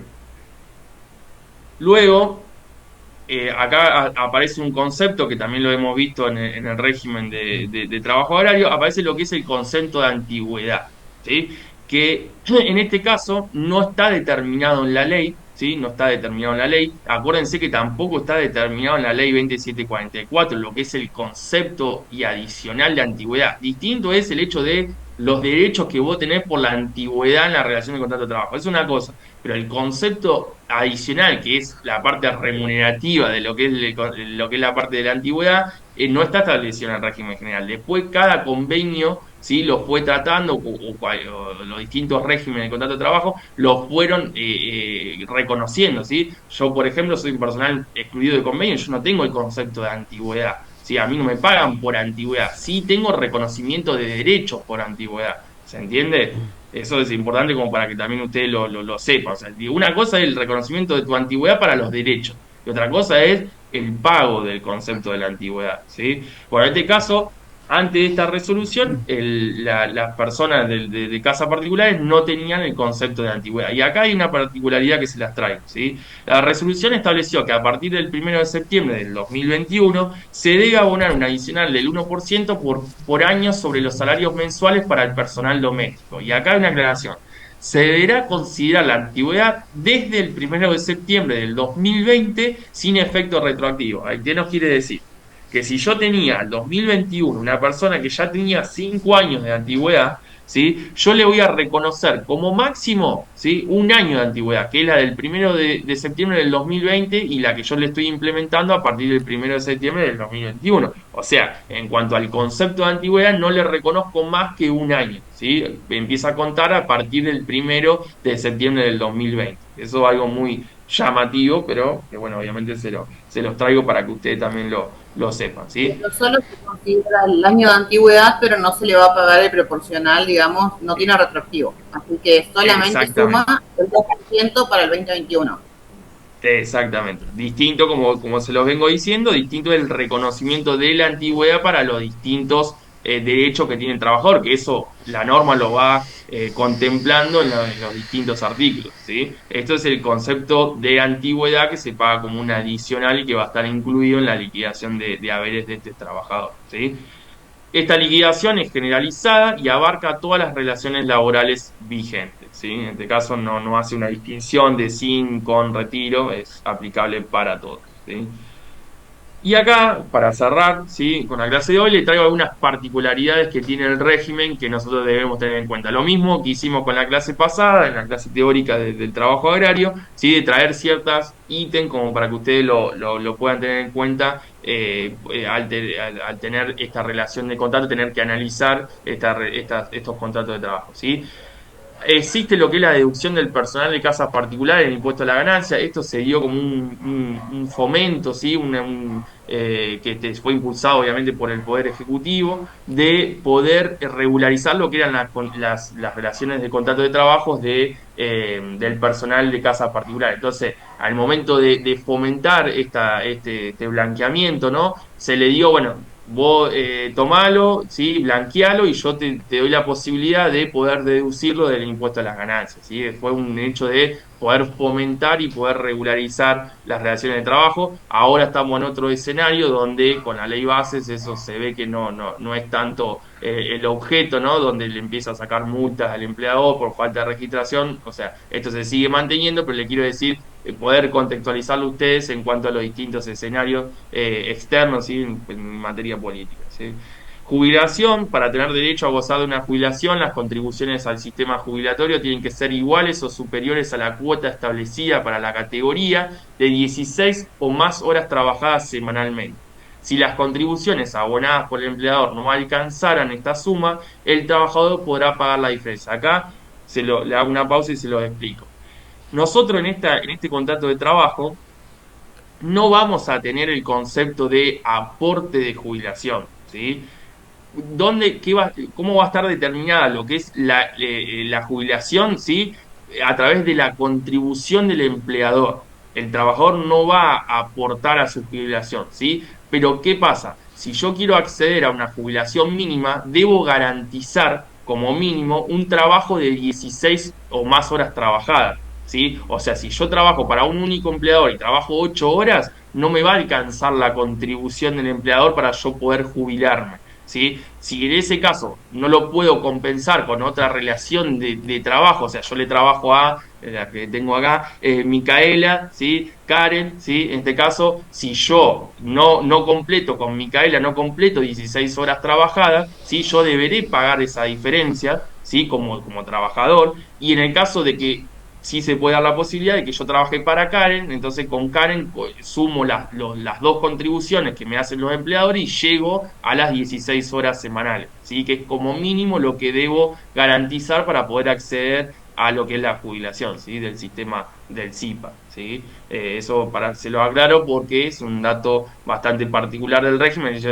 Yo mi empleador estaba contribuyendo, perdón, pero si yo trabajo menos de 16 horas no voy a poder jubilarme, ¿sí? Eso es algo importante como para que ustedes lo sepan al momento de asesorar a los trabajadores, ¿sí? Después nos habla de lo que es la obra social, que es la del personal auxiliar de casas particulares, ¿sí?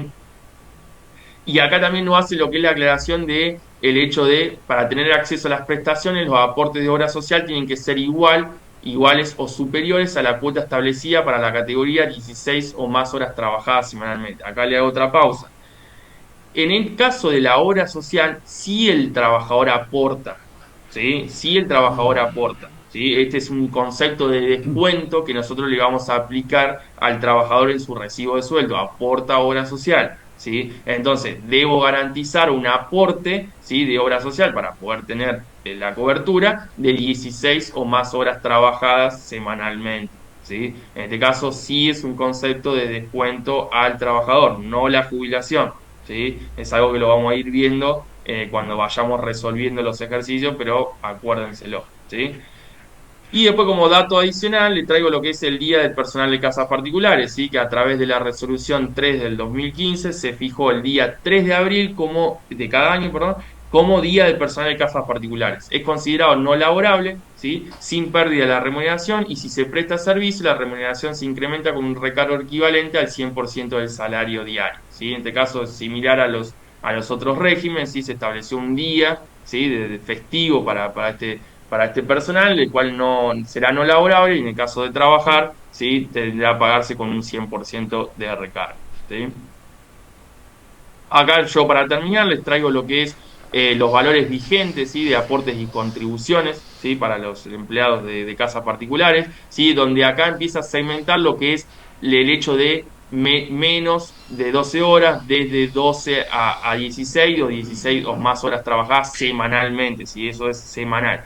Y acá una particularidad que yo se los quería mencionar es que no hace la distinción por categorías. O sea, tienen montos fijos, no por categoría, no importa si es supervisor o es tareas generales, sí importa cuántas horas semanales está trabajando, ¿sí? En base a eso es lo que se va a aportar y se va a contribuir, ¿sí? Eso es algo interesante, porque no importa qué categoría vos tengas, sino que importa la cantidad de horas que vos estás trabajando, y a partir de allí se determinará cuál es el monto, ¿sí? Hace la aclaración para mayores de 18, para menor de 18 pero mayor de 16, los adolescentes, y por cada trabajador jubilado, ¿sí? Esto después lo vamos a ir desarrollando también en los ejercicios prácticos, ¿sí? Y como último le traigo un ejemplo de lo que es el recibo de sueldo, ¿sí? Esto se emite a través de la página de Arca, ¿sí? En un servicio que hay de lo que es personal de casas particulares, ¿sí? Donde uno va indicando las horas trabajadas, ¿sí? El monto por hora o el monto mensual, ¿sí? Y va desarrollando y va formando lo que es el recibo de sueldo. Bueno, este es el resultado final del recibo de sueldo, ¿sí? Esto es lo que la emitís a través de la página de Arca, y que es el recibo obligatorio, ¿sí? Como lo determina la ley, ¿sí? Así que bueno, yo se los traigo como ejemplo, es algo que liquidé el mes pasado, ¿sí? Así que se los traigo para que ustedes lo vean, obviamente sin números, sin datos, para no tener información confidencial. Así que bueno, chicos, con esto terminamos, ¿sí? Hicimos un lindo repaso sobre la ley, sobre las distintas particulares. Obviamente los invito a leer. Yo ahora ya terminamos acá, cortamos acá y se lo subo a la plataforma, a esta presentación, para que lo tengan, pero obviamente tienen como lectura obligatoria la ley, ¿sí? 26844, el decreto en este caso es de bastante importancia, porque nos va explicando distintas cosas y nos ayuda a entender, y las resoluciones de la comisión también, que va a ir determinando lo que son los salarios y las distintas particularidades del caso. Así que bueno, chicos, ¿le gustó lo que fue la modalidad de repaso, ¿sí? De lo que fue la unidad 2? Si le gustó, lo implementamos para las otras unidades. A mí particularmente me gustó, y le da una ayuda para poder saber también en qué temas se van a hacer foco en el parcial, ¿sí? Así que bueno, espero que lo hayan podido, que sea de utilidad para ustedes, ¿sí? Y seguir ayudándoles en lo que es la lectura y la comprensión de la materia. Así que bueno, chicos, de mi parte los dejo, ¿sí? Ya hemos cumplido con el horario, así que bueno, les agradezco por la participación y el respeto, Hasta ¿sí? luego, Así que gracias, bueno, profe. Saludos. muchísimas Gracias. gracias, Muchas gracias a chicos. usted, Buen fin de. profe. Gracias, Buen fin profe. de. Profe, gracias. Muy Buen linda fin de- clase, saludos.